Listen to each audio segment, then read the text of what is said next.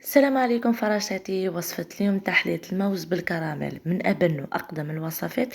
كي كنت صغيرة كتغيب لنا في تحلية في رمضان تكون هي حاضرة من كثرة سهلة وبنين المكونات تاعها ما همش صعاب. روحوا الوصفة تاعنا اللي بنا تاعها بنة عظيمة. واش نحتاجو؟ نبدا بالصوص كراميل تاعنا اللي فيها كاس سكر في كسرونة ثقيلة على نار متوسطة، تحركوها بلا مغرف، تحركوا كيما نعطيكم في الفيديو على نار متوسطة حتى يذوب لنا السكر كامل. كي يذوب لنا تجيبي مغرف حطب، خلطي مليح السكر تاعك، زيدي مغرف كبيرة زبدة مارغرين درجة حرارة الغرفة، ذوبي مليح الزبدة تاعك، زيدي واحدة فلون كراميل، خلاها حتى هي فلون كراميل تذوب لك على نار متوسطة.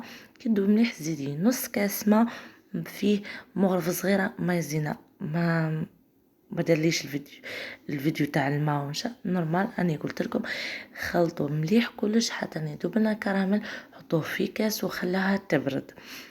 روحوا الكريمه تاع اللي نحتاجو فيها كاس الا ربع حليب بارد مع نص كاس شونتي حتى هي ملحس تكون بارده وماركه ملاحه، طلعوها مليح. زيدي عليها واحده فلان كراميل، ولا تحبي الحلاوه تاعك زيدي زوز ثلاثه نورمال. ما احتاجت واحده بركه باش البنه خليتها في الفريجيدير باش تتقلي الكريمه تاعو وتجبد لنا في ساعه.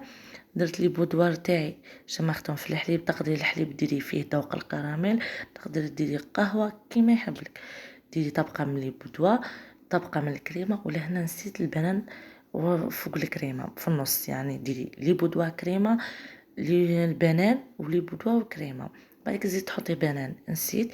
مي كيف راهي طبقه بنينه بنينه. ديري زيدي الكريمه تاعك لي بودوار كيما قلت لكم، ديروا حيط بالطول، بعد لي بودوار تاعك بالعرض. درت الكريمه تاعي اللي بقات لي، وزدت البنان وصوص كراميل تاعي. ما تكتروش من صوص كراميل تاعكم، راهي ما ديرش كامل كاس كامل، ديري غير التزيين بركه باش ما تجيناش حلوه. واش نقول لكم، روعه، بنه تاعها روعه. ادي مازالت ما بردتش، مي لو كان تبرد روعه.